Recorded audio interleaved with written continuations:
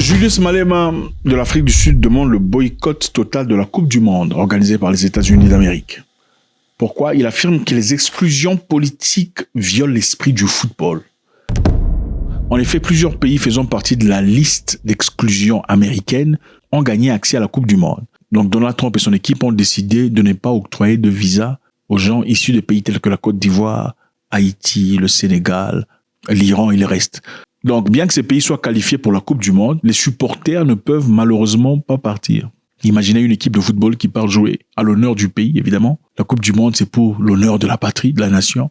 Et les supporters ne soient pas autorisés de recevoir des visas. Alors, Malema a dit qu'il était temps de boycotter la Coupe du Monde des États-Unis. Il dit boycotter la Coupe du Monde des États-Unis. Pourquoi la FIFA laisse la politique dicter qui peut ou ne peut pas participer? Quand un pays hôte dirigé par Satan, un pays hôte dirigé par Satan, c'est qui Satan là? Il faut un niveau de courage extraordinaire pour parler comme ça. Quand un pays hôte dirigé par Satan interdit ouvertement des nations et leurs citoyens, cela viole l'esprit du football et de l'unité mondiale. Il accuse la FIFA d'hypocrisie, disant « Soit la Coupe du Monde appartient au monde, soit la FIFA doit admettre qu'elle appartient à Trump. Soit la Coupe du Monde appartient au monde, soit la FIFA doit admettre qu'elle appartient à Trump. » Alors Malema accuse la FIFA d'hypocrisie. A-t-il raison ou pas? Nous savons que la Russie n'est pas autorisée de jouer à cause de la guerre en Ukraine. Nous savons aussi qu'Israël peut jouer. Okay? D'après Malema, Israël peut jouer, c'est inacceptable.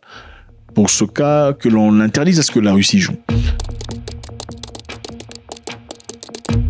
Il y a plusieurs pays interdits d'entrer, mais avant d'y arriver, nous sommes prêts à aller supporter la Côte d'Ivoire, évidemment, qui jouera contre le Mexique. On sera là pour vous. On sera là pour acclamer en tenue ivoirienne, si pas en vareuse de la Côte d'Ivoire. Envoyez-moi la vareuse avec mon nom là-dessus. Je serai très content de le porter.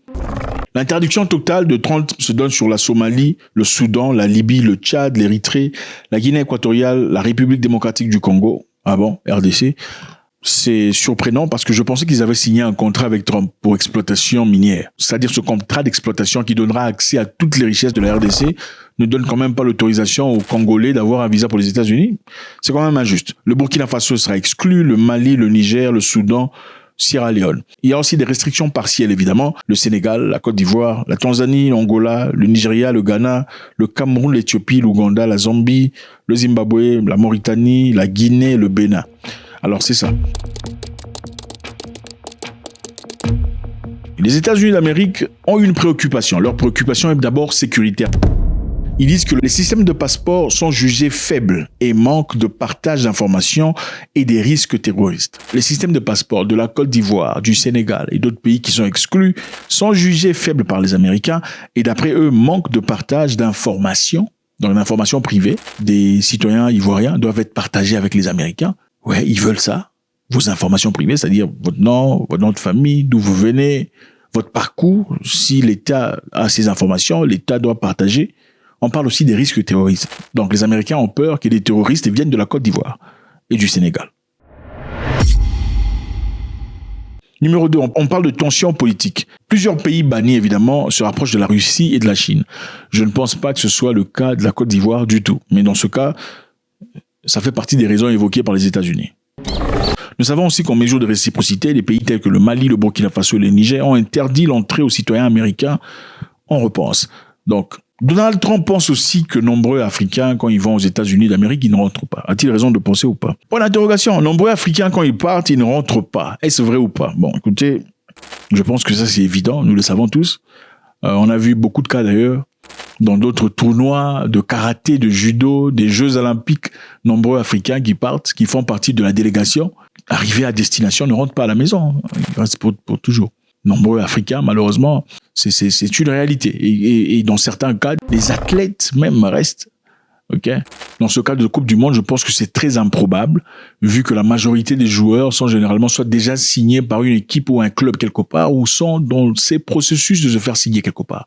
Je pense pas que ce serait cohérent pour une personne normalement constituée de quitter son pays, partir jouer la Coupe du Monde pour finalement rester comme réfugié. Ça n'aurait aucun sens, logique. Mais en tout cas, a-t-il d'avoir peur que les populations civiles africaines viennent aux États-Unis dans l'objectif de soutenir et de supporter leurs équipes, quelquefois veuillent rester dans le pays de l'oncle Sam? C'est une justification probable et compréhensible. Mais dans ce cas, est-ce que ça viole l'éthique de la FIFA? Tout à fait, ça viole l'éthique de la FIFA, parce que la FIFA est censée réunir les pays sans discrimination. Mais ici, il y a clairement discrimination, parce qu'il n'y a pas de mesure de restreinte contre les Européens, seulement contre un groupe bien calculé. Alors, qu'est-ce que Malema veut? Malema veut que le monde boycotte la Coupe du Monde. En action de boycott, dans ce cas, Malema voudrait le retrait total des équipes, des équipes qui sont qualifiées, mais qui n'ont pas eu le droit d'avoir leurs citoyens recevoir un visa avec respect. Donc, la Côte d'Ivoire, le Sénégal doit se retirer. Et les autres, est-ce que vous pensez qu'ils vont se retirer? Bon, c'est très difficile. Ou encore le retrait d'autres pays qui sont qualifiés, mais qui sont acceptés. C'est-à-dire d'autres pays, par exemple, européens, qui sont qualifiés, mais qui disent, écoute, puisque vous refusez aux Africains de venir, nous aussi, au nom de la loi, de l'amour du football, on va pas venir. Mais est-ce que c'est probable? C'est très peu probable. Malema voudrait aussi peut-être la relocalisation des matchs. C'est-à-dire que les matchs se jouent au Mexique ou au Canada, parce que la Coupe du Monde ne se passera pas seulement aux États-Unis d'Amérique, qui est un peu plus de matchs peut-être au Mexique qu'au Canada. Ce serait une forme de boycott de la FIFA à l'égard du système de Trump. Mais est-ce que ça va réussir? Probablement pas. Au Qatar, nous savons qu'il y a eu beaucoup de problèmes à l'époque. D'ailleurs, au Qatar, 6500 travailleurs migrants étaient morts depuis l'attribution du tournoi en 2010. Il s'agissait ici des gens venant du Bangladesh, de l'Inde, du Pakistan, certains Africains. Ils seraient morts pendant la construction des hôtels, des stades, des infrastructures pour la Coupe du Monde au Qatar. Alors, il y a eu majeur boycott, beaucoup de gens sont levés. Et aussi, il y avait l'affaire des papa, que le Qatar ne soutient pas. Il y a eu majeur boycott. Environ 17 000 billets auraient été annulés pour le Qatar. Alors, est-ce qu'une telle pression pourrait peut-être faire effet aux États-Unis d'Amérique? En résumé, Julius Malema appelle au boycott de la Coupe du Monde 2026 aux États-Unis d'Amérique, dénonçant l'hypocrisie de la FIFA et les exclusions politiques. Des milliers de billets ont déjà été annulés jusque-là et les interdictions visant 39 pays africains. 39 pays africains sont bloqués. 39 pays. Il y a combien de pays en Afrique? 39 sont bloqués. Et ceci, évidemment, alimente la colère et les représailles. C'est ça.